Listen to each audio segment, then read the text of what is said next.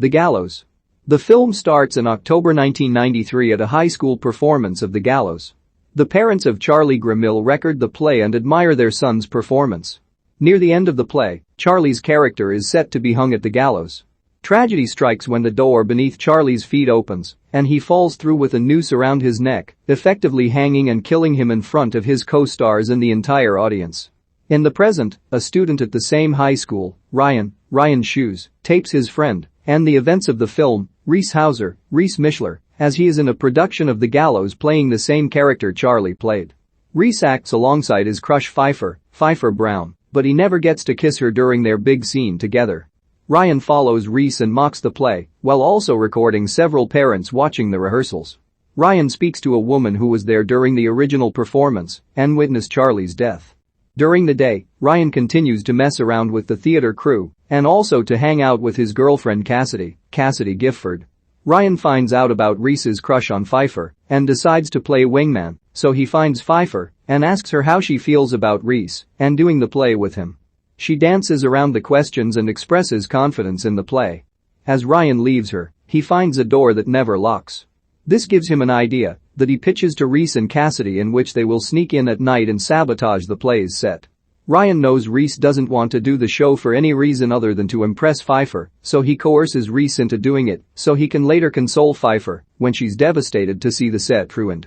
Ryan goes to Reese's house, where he's arguing with his dad John Tanksley, over Reese doing the play. Reese takes Ryan and Cassidy to the school to set off their plan. They knock over some set trees and smash a few things before unscrewing the stairs leading to the gallows. Pfeifer shows up after claiming to have seen Reese's car. Ryan not so discreetly leaves the camera to record Reese trying to tell Pfeifer his reason for being there. As they talk, Ryan hears a loud thump that sounds like a bell tolling. The kids get a bit worried and try to leave, only to discover that the door that doesn't lock has somehow now been locked. They can't call for help because they have no signal. In their frustration, Cassidy blabs to Pfeifer that they were there to destroy the set, making Pfeifer angry with all of them, but especially Reese. The four look for an exit when they come across a room filled with files and other documents. They go into an office with a TV that plays footage featuring news coverage of Charlie's death, including the actual incident as well as an interview with Charlie's girlfriend Alexis Ross, the same woman that Ryan spoke to earlier that day. A cast photo is shown of the original cast, and they learn that Charlie was the understudy for the real actor that called in sick. Reese recognizes the person in the photo and runs all the way to the school's memorial of the play to find the same photo. They look on the back of the photo to see the name Rick Hauser, meaning it was Reese's dad that Charlie replaced. Ryan gets separated from the others and we see some footage through his phone. He gets spooked by more loud noises and runs to rejoin his friends. An invisible force pulls Cassidy up by the neck and leaves a mark around it, convincing everyone that there is something unfriendly amongst them. They then go back to the auditorium to spot a vent through which they can crawl. As the noises intensify, Ryan gets frustrated and starts taunting the presence by constantly saying Charlie's name, which has always been bad luck to utter. Ryan climbs a ladder to reach the vent, only to get thrown off by a strong force, causing him to break his leg. Reese and Pfeifer go look for help, while Cassidy stays with him. Moments later, Reese and Pfeifer find Cassidy outside the auditorium, unable to re-enter. They hear Ryan yelling until a loud snap is heard. The door opens and the kids can't find Ryan. They find his phone with the screen cracked.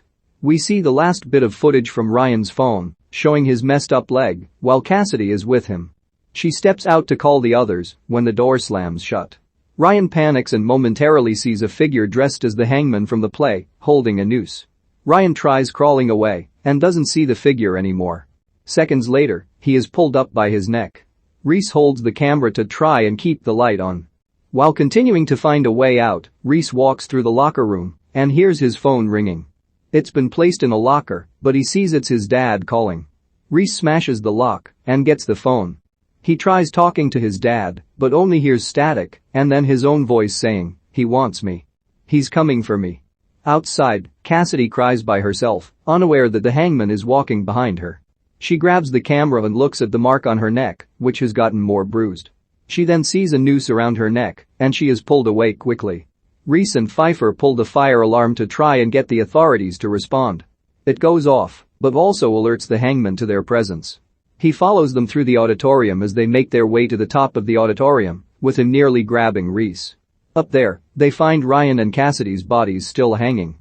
They keep running until they see the unlockable door is now reopened, but no authorities are there. Reese runs outside, but Pfeifer doesn't follow him. Reese makes it outside, but hears Pfeifer gasping for air. He runs back in for her and sees her choking hostage.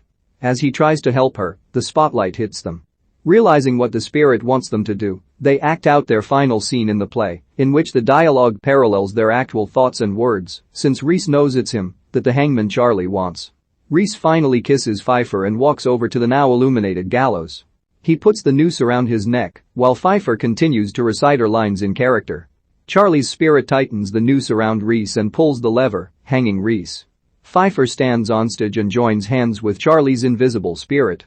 Together, they take a bow, while one person in the auditorium starts clapping, Alexis Ross. We last see the police entering Pfeiffer's home. There's pictures on the wall of Pfeifer and Alexis together.